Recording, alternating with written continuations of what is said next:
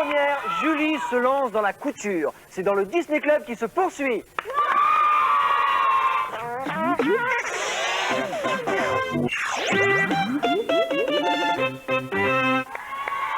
Mademoiselle Julie, s'il vous plaît, quand est-ce que vous allez ouvrir votre prochaine maison de couture? Mademoiselle, quelles seront les tendances de votre collection automne-hiver 91? Dites-moi, mademoiselle Julie, quand est-ce que vous allez exposer vos modèles? Quelles seront les principales couleurs de votre collection? Oui, les couleurs, quelles seront les couleurs? Stop, les garçons! Arrêtez de vous moquer, de toute manière, vous ne savez même pas coudre un bouton. Ah bah ça c'est vrai, je ne sais pas. Eh bien, moi, je dois dire personnellement que je ne sais pas non plus. Oui, bon, ça va. Oui, heureusement que ma mère est là. Eh ben justement, profitez-en, restez là, soyez tranquille, regardez et surtout, taisez-vous. D'accord? J'ai trouvé une idée dans le journal de Mickey, dans les fiches du journal de Mickey. Et puis, c'est une idée très très sympathique car vous allez pouvoir transformer vos vieux jeans en Bermuda très à la mode. Pour l'été. Bah, bien sûr, pour l'été. Et pour cela, il vous faut un vieux jean, si possible déjà un petit peu usé. Et puis, il vous faut de la toile thermocollante que vous trouvez dans les merceries. Voilà. Il vous faudra des aiguilles et un fer à repasser. Aïe, aïe, aïe, aïe. Alors maintenant, je vais vous expliquer. La toile thermocollante, ça existe de toutes les couleurs, bien sûr. Et comme vous le voyez, hop, il y a une partie brillante, un côté brillant et un côté non brillant. Alors c'est surtout le côté brillant qui est très important. Sur le côté non brillant, vous allez faire des formes différentes. Tout à l'heure, j'ai déjà eu le temps d'en faire différentes. Oui. Un petit Mickey. Ah, non, j'ai commencé un petit cœur. Oh, un petit cœur. Ensuite, vous découpez. Hop. Faut être doué en dessin en plus alors. Ouais, faut être doué en dessin, en découpage, En couture. et puis avoir de l'inspiration. Et avoir de l'aspiration, oui. Alors là, c'est un tout petit cœur, Ah oui, mais comme il y a effectivement. tellement déjà, il y a beaucoup de motifs déjà.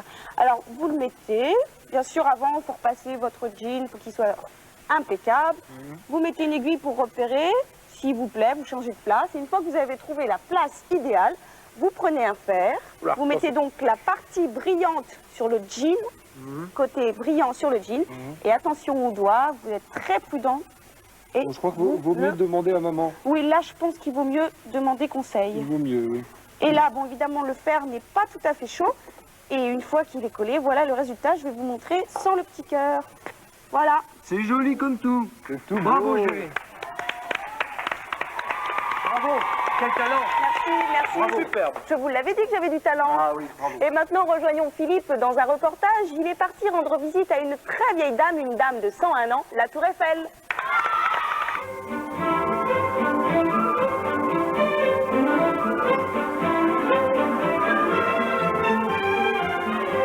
On vous parle souvent des privilèges du Disney Club. Eh bien, c'en est un. Nous sommes au cœur de la Tour Eiffel, au milieu de la machinerie qui fait actionner les ascenseurs qui permettent de monter jusqu'au sommet de la Tour Eiffel à 300 mètres.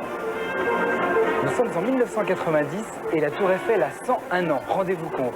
En ce moment se déroule au premier étage de cette Tour Eiffel une exposition qui bien sûr la concerne. Alors je suis avec Marie-Claude de Manville qui va m'en dire un petit peu plus. Bonjour.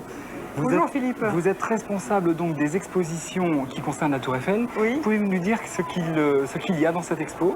Alors nous avons choisi des œuvres qui peuvent plaire à tous les publics, hein, Oui. depuis les petits-enfants jusqu'aux grandes personnes. Et nous sommes adressés à différents artistes. Nous avons d'abord nos propres collections avec des œuvres de l'époque de la construction de la Tour Eiffel, c'est-à-dire qui datent entre 1889 et 1900. Et puis nous avons des œuvres récentes, comme ces sculptures de Pascal Morabito, qui s'est amusé à rendre un hommage à la Tour Eiffel pour son centenaire. Elle a été construite en quelle année? En 1889. 1889. Elle a été inaugurée le 31 mars et D'accord. Gustave Eiffel et ses 120 ouvriers ont mis 2 ans et 3 mois pour la construire. 2 ans et 3 mois, c'est énorme. Combien pèse-t-elle?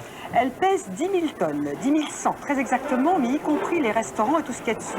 Si elle était vide, elle ne pèserait que 7 000 tonnes. L'année dernière, ça a été le record, il y a eu 5,5 millions de visiteurs. C'est le monument le plus visité de France, d'Europe et peut-être même du monde. Effectivement. Et oui. depuis le début, ça doit faire à peu près 125 millions.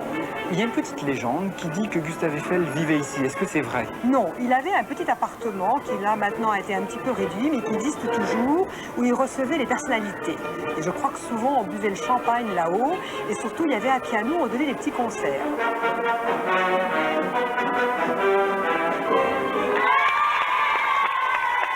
Quel reporter, notre Philippe. Ouais. Bravo.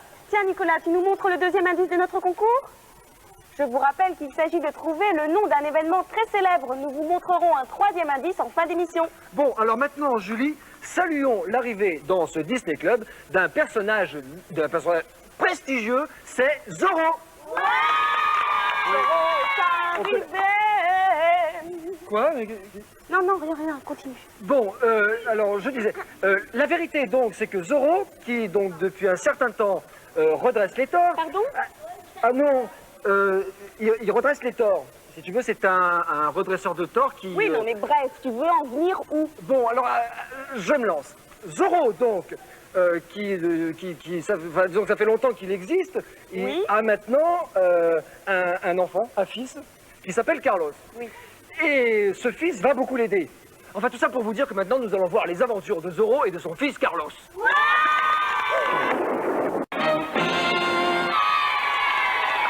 La semaine prochaine, la suite des aventures de Zorro et de son fils.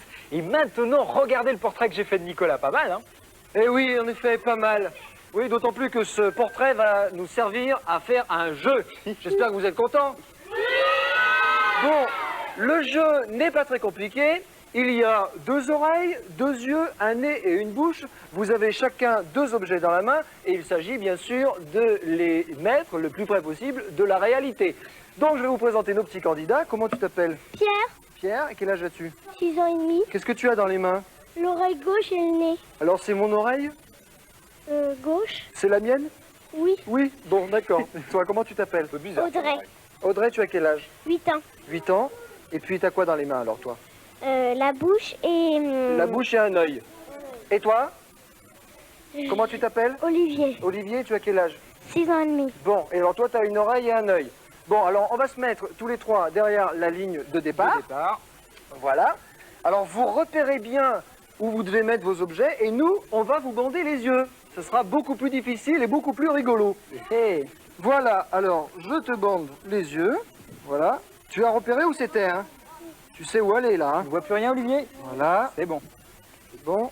Tu vois rien? À toi, Audrey. Combien j'ai de doigts? Le vieux truc, mais bon, ça marche pas. Il sait pas. J'en avais 2. Bon, vous êtes prêts? Audrey ne voit plus rien non plus. Alors, Il glisse. Ah, attends. pour que vous puissiez m'entendre, je me mets là. D'accord? Vous m'entendez?